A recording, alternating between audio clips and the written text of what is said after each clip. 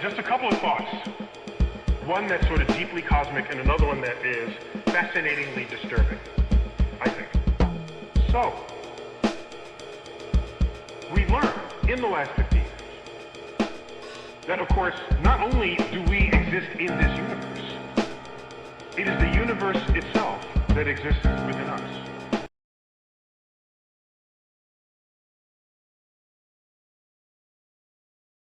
So this video, I've been meaning to make this one for years. It's about brightness and harmony. So it's a video about music theory. The intention for me was basically to dump all of these concepts out of my head and get them documented somewhere where they might be useful to someone, because they've always felt like they're quite unique, like the way that I think about these things. And I never really see anyone else talk about them the same way, so I just thought it's better for this to not, I want to have gotten this out of my head at some point before I die, to put it that way. So that's what this video is about. Music theory in general it's about finding connections between patterns and emotions. That's the way that I think of it, right?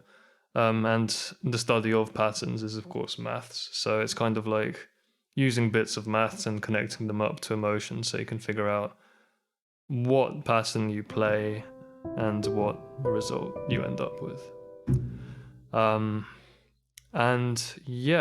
It's quite an ambitious YouTube video for me, this. I don't think I've ever made anything quite as large in scope. My YouTube is pretty like informal bits and pieces of videos. But this is going to be a lecture, similar to my speedrun tutorials, but it's going to be like a little bit more concise. I'm going to try to not let myself ramble as much and make the video kind of, fairly condensed. So it's going to be a challenge to be thorough and clear, and also to actually demonstrate everything, because I'm not very good at the piano. I developed a lot more mentally as a musician than physically, so I'm just going to have to make do and see how it goes. So I'll put the headphones on in a sec and then start playing and talking and explaining shit. So we'll see how it goes. Right, so the structure of this video is going to be 3 sections, and the first one's going to be like a non-technical look at the relevant concepts. So it's a video about brightness, so the relevant concepts are going to be like the different scales and different chords and stuff, right? So it's like, what's the difference between like this and this, that's kind of, it's going to be about that. So I'm just going to kind of talk about the concepts without like adding any of my thinking about them. It's just going to be like, this is how most people think about them, and then we'll try to like motivate the theory by asking some questions about that and that kind of a thing, right? And so the second part, the middle third is going to be constructing harmony from scratch. So we're going to start from literally a string and the laws of physics, and then build up like everything, and then try to do it in such a way that's kind of intuitively explains the link between what we have made, like between the scales and how they sound, like the emotions behind them, right? So we're going to start from the string, going to build up intervals, 12-tone equal temperament, like all of these notes on the piano, circle of fifths, right? Then the different scales, going to define brightness and talk about some weird shit that I came up with, like the fucking helix interpretation of harmony, and scales that do not contain their own root and stuff like that. But yeah, I don't know. It's just a bunch of wank that I came up with, to be honest, but I just felt like it would be fun to put in the video. And the third chapter, right, the third section is going to be worked examples. So we stop, talking about theory for its own sake, and instead like simplify it down into like the basic, take you through some actual songs. Like, so I have this like one song by Elbow that's going to be the kind of centerpiece, and then I'll just kind of explain like the concepts that I've defined and all that stuff, just how it applies to those songs. And so it's going to be like really simple, so that hopefully everyone can understand it. And like the point of the video is to see if I can get people to hear brightness and be able to, it should be quite helpful for your relative pitch and these kinds of things, to be able to basically tell notes apart the same way people can tell colors apart and say this is brighter than this, you know, because it's all a bit cryptic, you know, particularly when you're starting out. You don't really know how to reverse engineer a song and figure out what notes are being played and that kind of a thing. So, you know, it's kind of all helping towards that. And so I'm going to talk about some like practical concepts for musicians as well, stuff that is actually used when improvising, like stuff like voice leading, and I can't even remember what else is in the video, but we'll find out. But anyway, it's going to be about that. So I'm going to crack on, and we'll start with the first section. So what is brightness then when it comes to harmony? Like, what does that mean? I mean, it's kind of, I think, supposed to be a generalization of happy and sad, right? But what is happy and what is sad? Like, I think to most people, they just think of like, you have like the major triad chord, like, and then that's happy, and then the minor one, that's sad, and that's like everything that anyone can really say about that almost. And I don't know, I mean, this is kind of where I got stuck as a kid. I was trying to like work out how to take it further than this and this, right? And so, you know, the other triads are like the augmented one and the diminished one, which just both kind of sound wrong, right? Yeah, so yeah, it was all a bit cryptic for me as a kid. So hopefully this video is gonna like try to set that on a much more intuitive footing. You know, stuff that I wish I'd known as a 12-year-old. It's kind of as far as I got.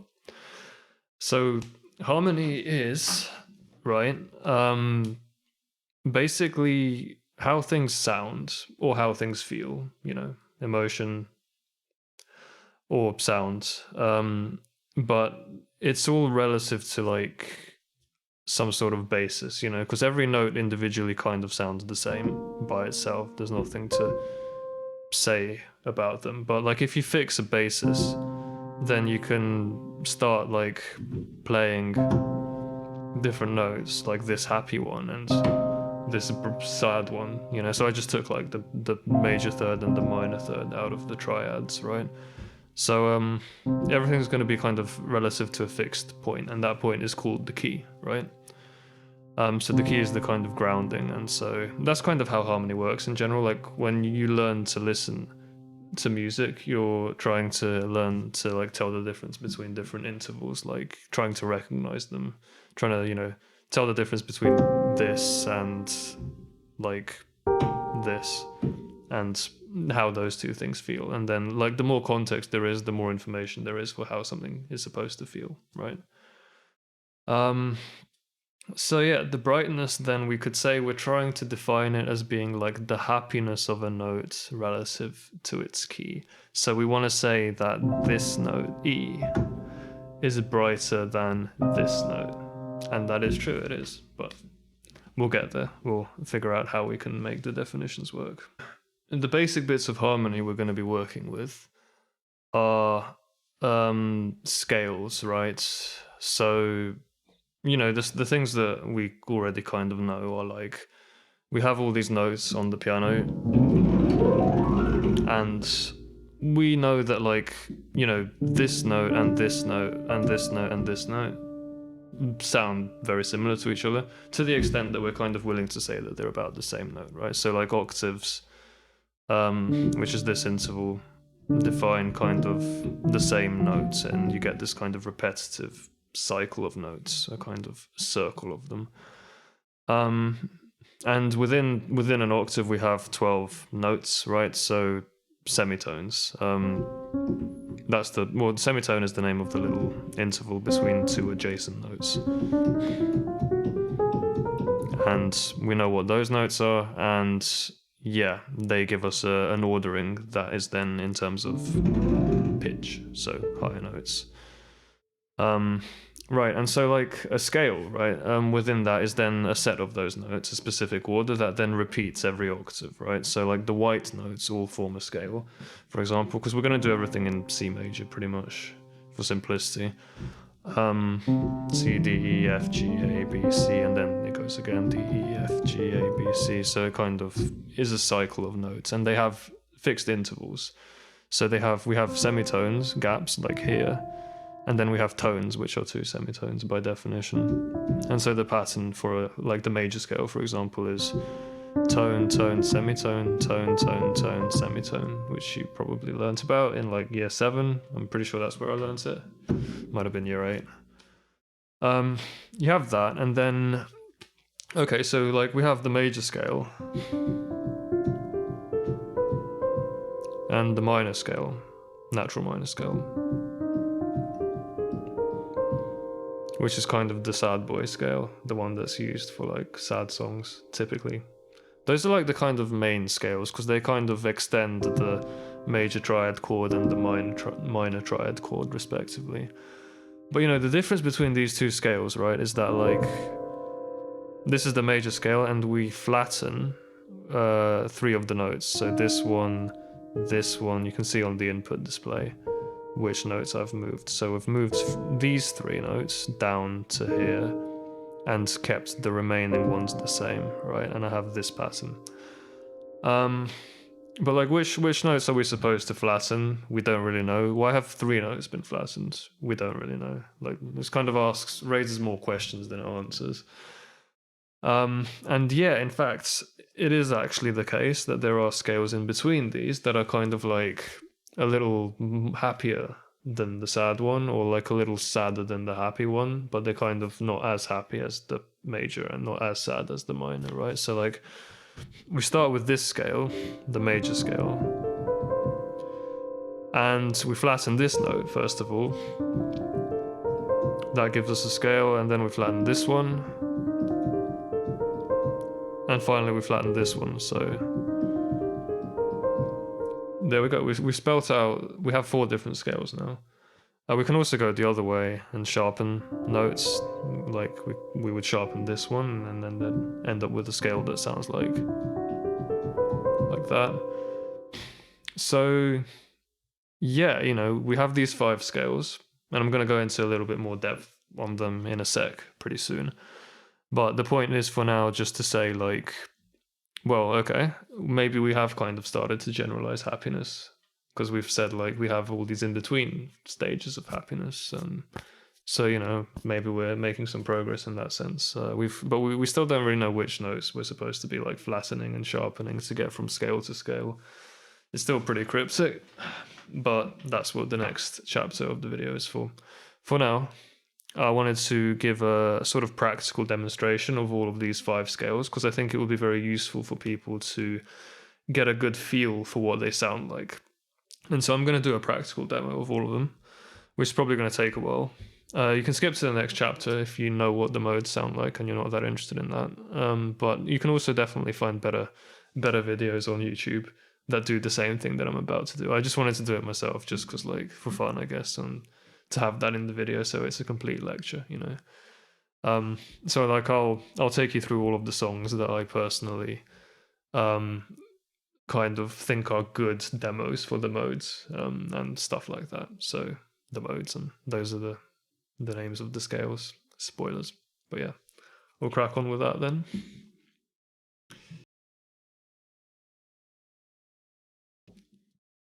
So the first scale is the major scale. 4, 5, 6, 7, and back to 1. So these are the 7 notes in the major scale, right? 1, 2, 3, 4, 5, 6, 7, and back to 1. So every one of these scales has a sound that is closely associated with a few chords that can kind of be played together that themselves give the same kind of vibe as the scale itself, right? And so for the major scale, typically the ones that are used are like the 1 chord, so the major chord on the 1, the major chord on the 4, the major chord on the 5, and then, yeah, I mean, this is a pretty basic sounding scale, right? And this sounds like trite as fuck, right? But those are kinds of the main chords. I would say even the 5 chord is not. I mean, it is used a lot, but I think if you're just trying to do a jam in the major scale, you would typically literally just do the major 1 chord and the major 4 chord, and that would be it. And so that's kind of how I'm going to show it off. I'm going to quote shoutouts to Lawrence Wilkins, who is the band leader for Zeniel. There's a band that I've seen many times around London. I'm just reminded of him now because like he put up a sort of Facebook, Instagram story once or some shit that just said like, why do people always start teaching with the major scale? No one uses that shit anymore. Which I am going to prove you wrong. Nah, I mean, it is true, I think, that most interesting music is not in the major scale. But major scale, I don't know. I mean, it's kind of a convention that you start with this scale. But nonetheless, you can definitely have like good music in it. So that's going to be the song that I picked for my demonstration now. So you can see if you agree with me that this is a good enough song that counts as someone using this shit still.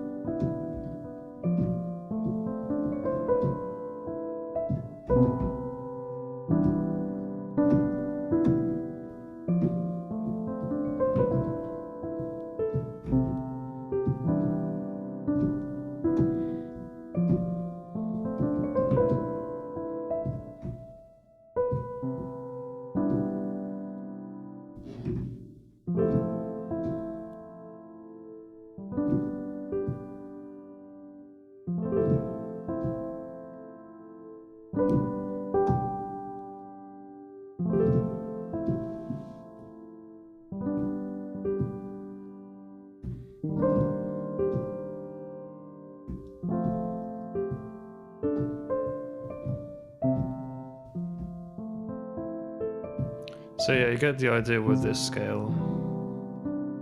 These are plagal cadences, is what they're known as. It's quite a like relaxed type of resolution, and so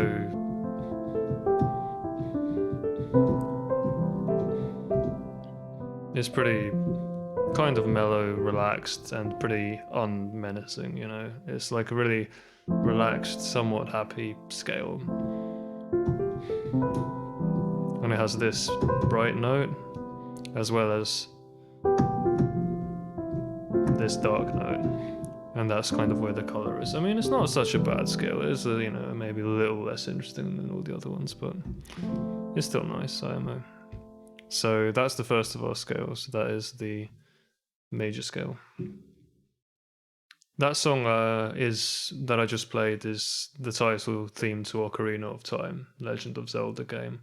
I didn't mean to leave you guessing. I am going to say what all of the songs that I play are. Promise not to be cryptic about that. So this is the next scale.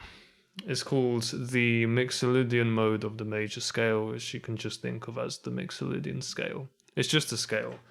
At this point, there's no point giving a shit about why things are called modes and whatnot. It is just a scale. So, you know, major was these notes, and mixolydian is going to be these notes. So we have flattened the B into a B flat, right? So those are our notes, and the characteristic chords of mixolydian are the major on the 1 and the major on the flat 7 that we just introduced. So this already sounds kind of distinctive, maybe, because this chord progression is like giga common, particularly in most rock music, particularly blues rock. Because the tonic 7 chord is this dominant 7th chord, which already has all this tension in it.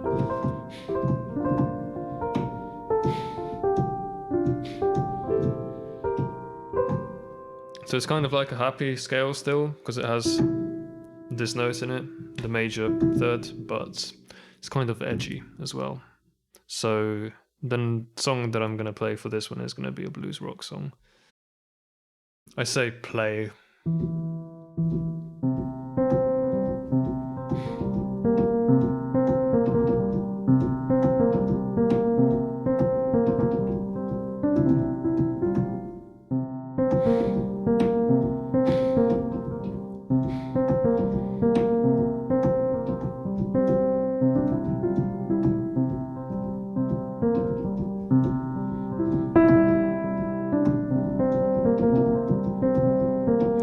I say play, I'm not even really playing this song, this is more just a demonstration. But yeah, this is How Many More Times by Led Zeppelin, right? It's the last song on the first Led Zeppelin album. It goes like, how many more times? And this is the riff. Treat me the way you wanna do. Something like that.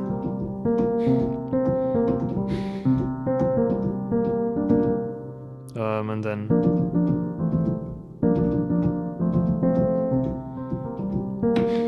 so that was that, other chords, the 7 chords, and then the 1 chords, 7 and 1, and that lets you play a 2-chord vamp and just jam over it, right? So I'll show you that in a sec. But yeah, it goes kind of like, what is it? The melody is like, I'll give you all I've got to give. Rings, pearls, and then he plays like this note as well sometimes instead of this one, you know, and that's part of the blues, right? So like this is borrowing a note from the slightly darker scale, and this ambiguity between major third and minor third is like a big part of the blues. It's called a blue note because it's kind of like the emphasis, that's where the blues is, you know, the sadness, like kind of like that, right? I'll give you all I got to give. Rings, pearls, and all.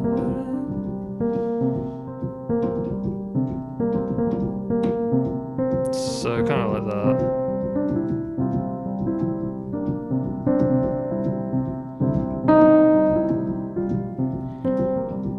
So my fucking piano is a bit broken. I have touch enabled, but sometimes it just like fucks up and plays a note extremely loud.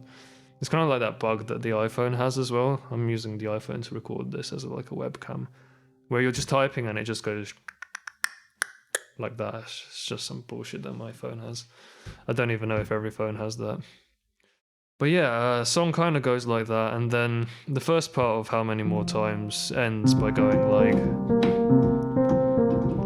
in the bass it kind of signals this, right? And then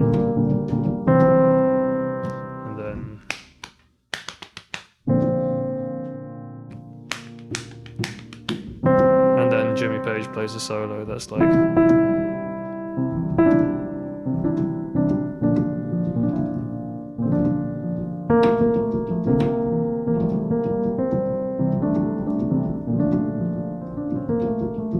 and that's it. So you're probably very familiar with like what this chord progression sounds like, and that's pretty much all that I wanted to demonstrate. That's like typical of mixolydian. And this blue note, you can actually put it in the chord as well. You can literally play like this chord, which is like the Hendrix chord. That's what it's called. So this is the dominant 7th, and then on top of that you add the minor 3rd. People call it the sharp 9 usually, because this is the 9 and then it's like sharp 9. But functionally, I'm pretty sure this is more just supposed to be a minor 3rd. But yeah, pretty much that. I'll explain the theory a little bit more about like blue notes and shit like that later on. It'll all make more sense once we've gone over the theory, but for now that's what I wanted to show off. Oh, and actually the song that I am going to demonstrate go into the most depth with as a worked example. I keep punching my microphone. that song is going to be in mixolydian as well, so we'll definitely get a good feel for what the scale sounds like when we do that. But yeah, I suppose what I should say now, main feature of mixolydian is like, you know, this bright note that kind of soars above all the other notes and then comes down into this brooding dark note, which is also the root of the other chord in the 2-chord progression. So this is the dark note, the bright note. So yeah, kind of like that. So for our next scale, we're going to do the same thing. We're going to flatten another note. So we had these notes previously, and now we're going to have these notes. And so this is the first like actually minor scale because it has the minor third in it. And so the bass triad chord on the root note is a minor third, right? Sorry, a minor triad. Right, so this is called the Dorian mode of the major scale, also known as the Dorian scale. So it's kind of like minor, but it has this distinctive note rather than this one. And the characteristic chord progression for this is maybe the most recognizable chord progression I've ever heard, like at least the music I listen to.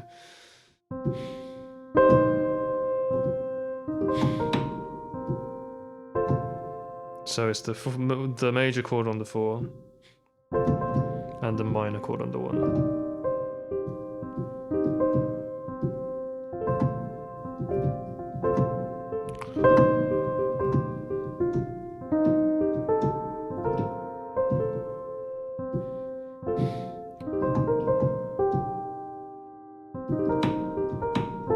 So this is like spammed. You know the Dark Side of the Moon album? This chord progression, this 2-chord vamp is spammed all over that album. It's in like 5 songs. It's like the main feature of it. So like what I'm playing right now could be Breathe, for example, right?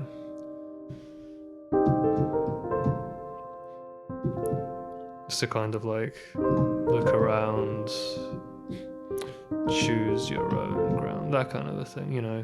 So yeah, I mean, it could be that. It comes up a lot in psychedelic rock music, which often has this kind of a 2-chord progression. So for example, another song that I think demonstrates this well is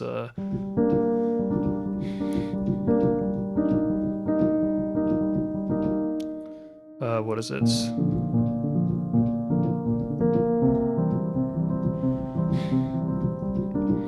This is Oh Yeah by Can.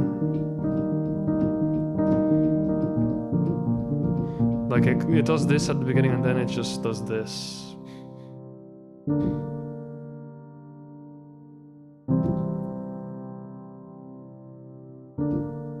I'm not voicing this properly actually. It should be more like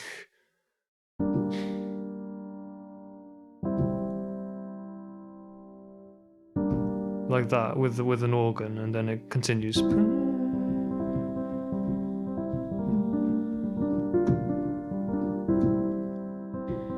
this is the next part of the song.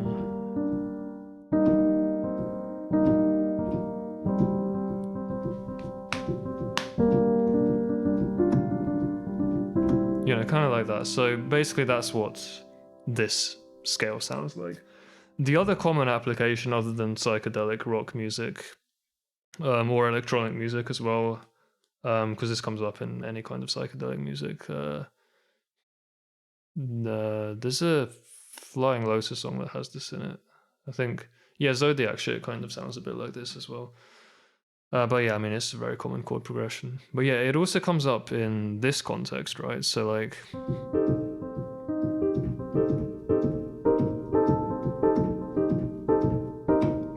just in general in funk type music. And so there is some, you know, I listen to Fela Kuti a lot personally, and so that's kind of really the way that I learned Dorian was via Fela Kuti. So I might quickly do a demonstration of that as well.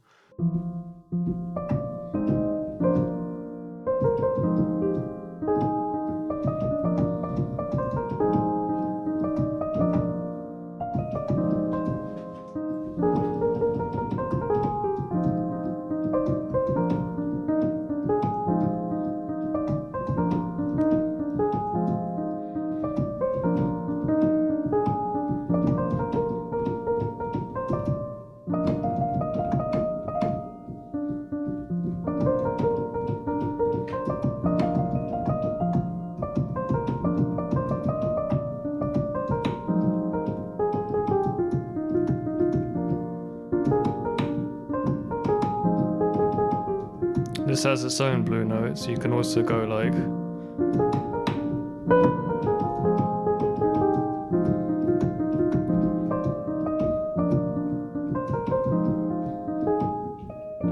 Kind of like that.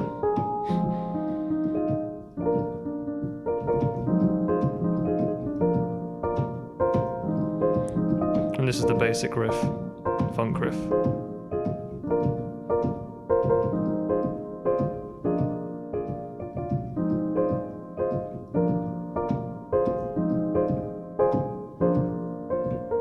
So yeah, that kind of a thing.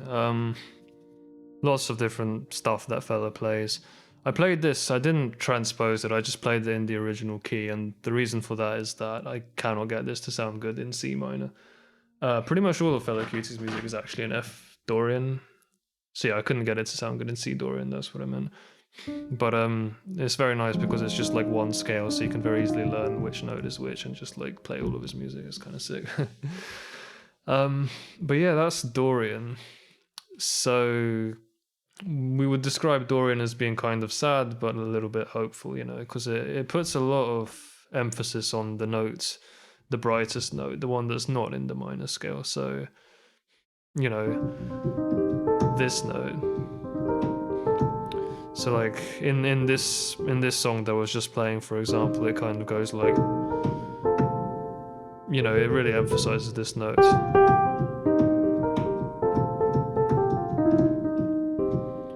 And the darkest note is this one. Yeah, so like the minor third that we just introduced as we flattened it from mixolydian. So, you know, it kind of goes from bright to dark, right? From bright to dark. And that's Dorian. A lot of people's favorite scale, my favorite scale. You can hear this in all sorts of music. Like I was once at Chinese New Year in Trafalgar Square, and they just did a kind of slow improvisation over probably these two chords, to be honest. And I was just like, this is my favorite scale, you know. It was kind of dope. Enjoyed that a lot. I forgot to say what the song was again. So that song that I played, the Fela Kuti one, that's Gentleman, right? I no be gentleman at all, I no be gentleman at all, I no be gentleman at all. Yeah, it's a great song that takes the piss out of colonialism, so I'd very much recommend listening to that one. Takes the piss out of English people, which is always good to hear, you know. And pretty much anytime someone says the word gentleman, I always think of that song, and it's like the bullshit that is associated with it thanks to colonialism. But yeah, moving on, minor scale, right? So, minor scale, we already mentioned this one, but yeah, I mean, we flatten one more note from Dorian, so Dorian is... And we flatten this one. And there you go, that's minor. So we're back to our scale that has 3 flat notes compared to major. This sounds quite vibey. Yep. So characteristic chords of minor are kind of instead of the minor 1 and major 4 of Dorian, just like the minor 1 and the minor 4. And you can also play the minor 5, but again, I think that's less important. It's just there for completeness, and I don't know, I guess sometimes it's used in this kind of a music. Songs that are in natural minor typically have like chord progressions that have tons of chords in them, like some cycle of stuff that goes like 6, 3, something, but I don't really know. Like I know very little about functional harmony, to be honest, so you won't really be able to get that out of me. I would say, yeah, the thing that really sounds like this scale is this chord progression.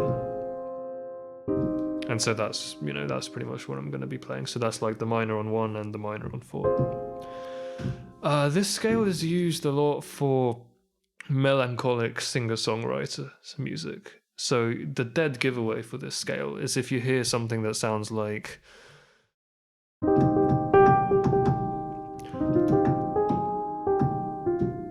You know, when like a soul singer is going like that. You hear that a lot. I remember I was at a Jordan Rakai concert where he did that once, and I was like, yeah, that's natural minor. You start with this note, the fifth, and then you go.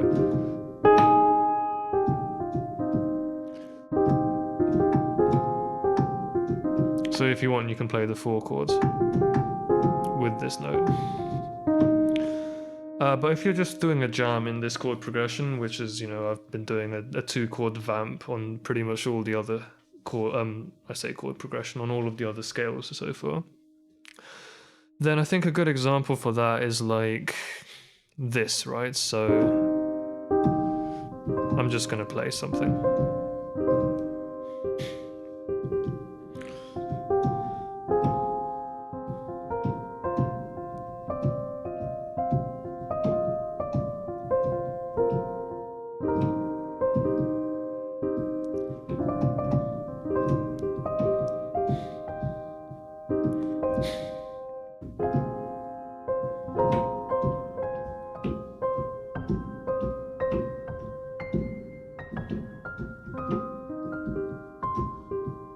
So this could be, for example, Echoes by Pink Floyd.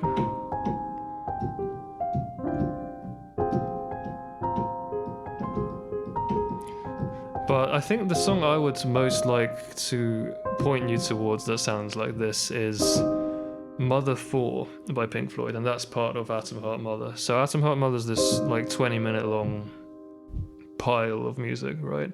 And it has like, it's like a suite, and so it has movements in it. And so Mother 4 is one of the movements or whatever. And it's basically in this chord progression, and it has some orchestra and some counterpoint and stuff like that, right?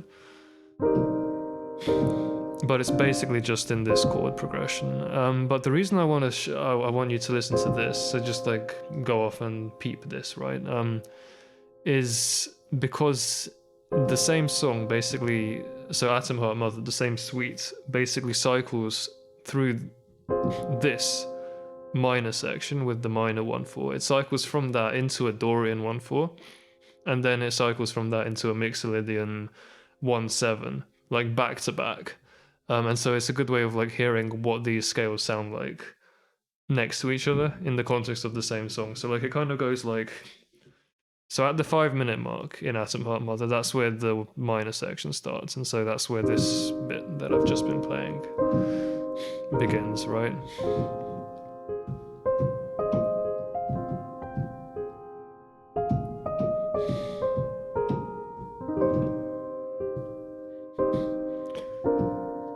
Something like that.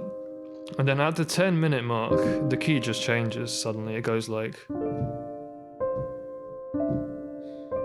with like a little relaxed organ. And then it just changes again. And then it starts.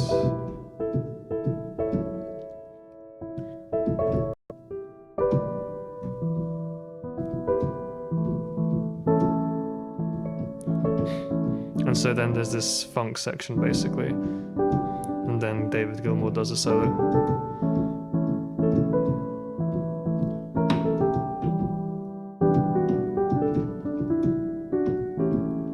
And that's the Dorian 1/4 section. And then after about a bunch of that jamming, which we've already seen in the Dorian section, he's just kind of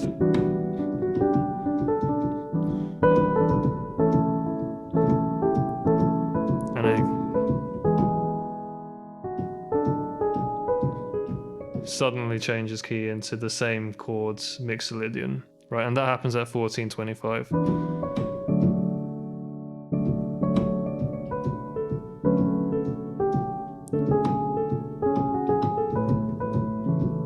And then, yeah, so like that. So basically you get the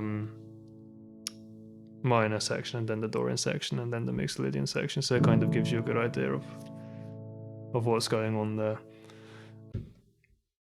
So another thing I want to draw your attention to that is, I think, quite useful and important, is that, so say we're playing in this minor scale,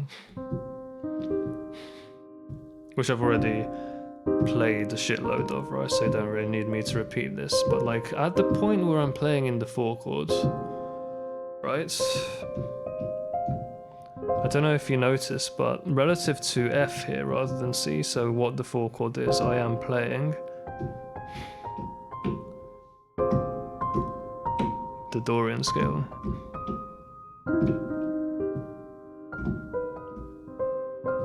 And it's the same exact notes as C minor.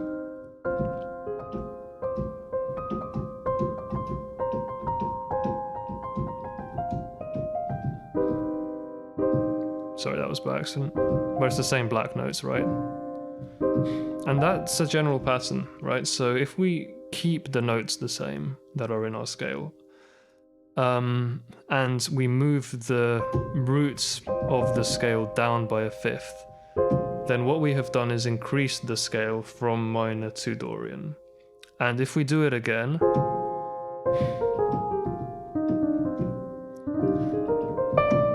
we move the root down a fifth, we end up at B flat, mixolydian. Do it again.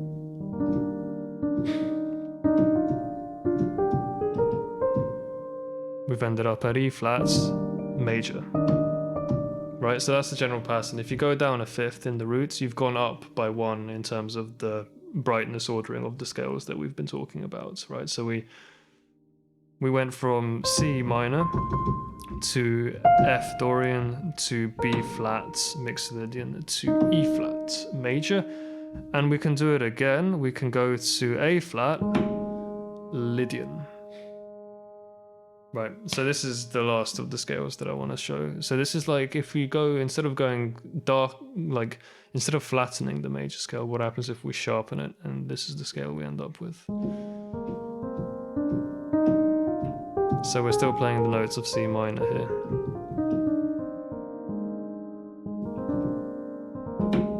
But we end up with some sort of a mystery scale, and we wonder what this scale is. I guess I forgot to mention with the minor scale that the brightest note is... what even is the brightest note in the minor scale? So it's not A. It's... yeah, that gets darkened to this. So this is the darkest note in the minor scale. But then the brightest note must be a D. Yeah, it's probably a D. Well, it doesn't matter. That scale is not that important. It's not that distinctive, really, when it comes to brightness and darkness, at least for me when I'm listening to it. But yeah. Anyway, let's take a look at Lydian, right? So, Lydian scale. This is major, and so we sharpen this note. We end up with this. Characteristic chords of this are extremely suggestive of the sound of the scale. It is the major chord on the 1 and the major chord on the 2. And so I can pretty much immediately give you an idea of what the scale sounds like purely by just playing a vamp over those 2 chords, right? So, like this.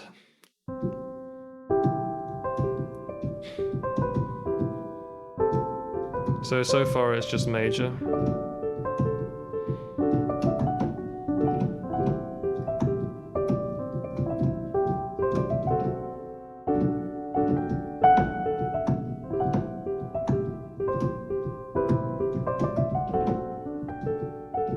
Just very pretty, isn't it?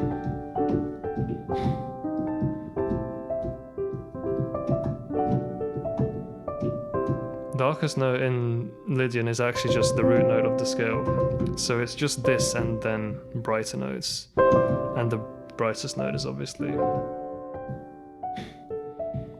it's just kind of sailing away somewhere else.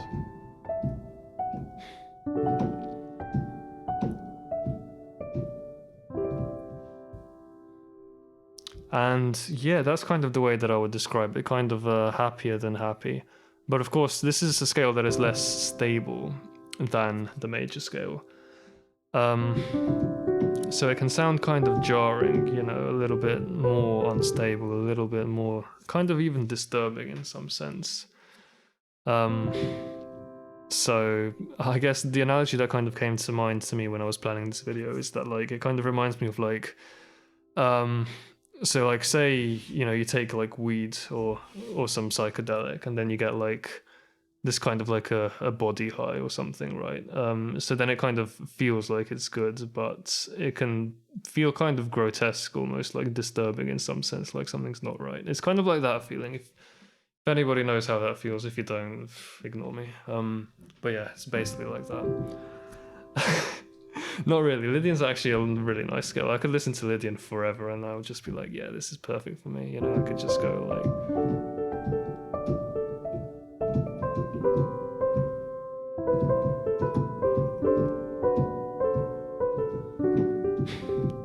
So, there are lots of little melodies that are made in like modern jazz that use this scale as a basis. And so you can listen to a lot of modern jazz songs to get a very good idea of how this scale sounds. So that's probably something that I'll recommend. But I'll just quickly play a few of these melodies for you.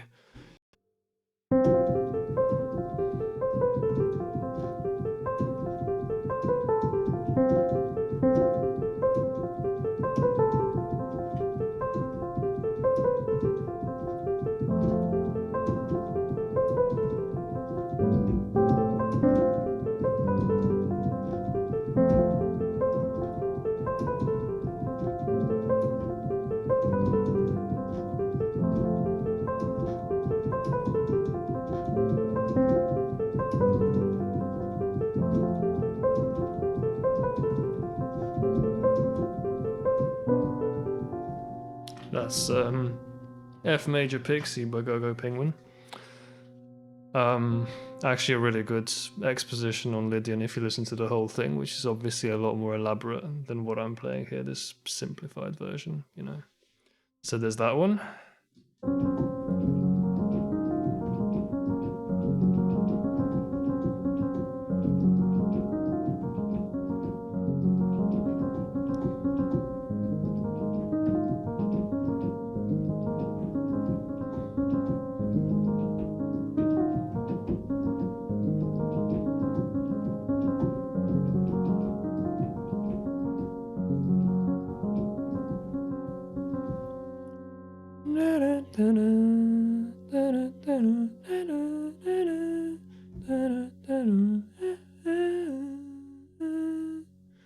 Yeah, I'm not very good at just singing out notes without references, so I can just barely remember what the saxophone is doing here.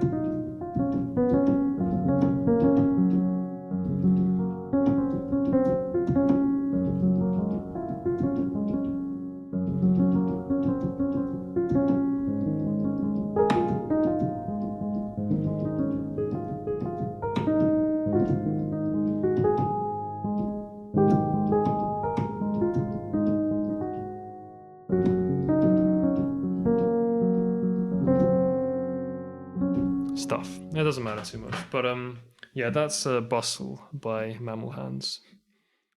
And the final example I will give is just like a quick one is Stardust Road, which is from the Super Mario Galaxy soundtrack. So this is like a nice one because it kind of clashes a bit of Lydian harmony with a bit of major harmony over the same kind of scale. So it kind of varies it a bit. So you can basically hear the difference for yourself by listening to them back to back. It's kind of like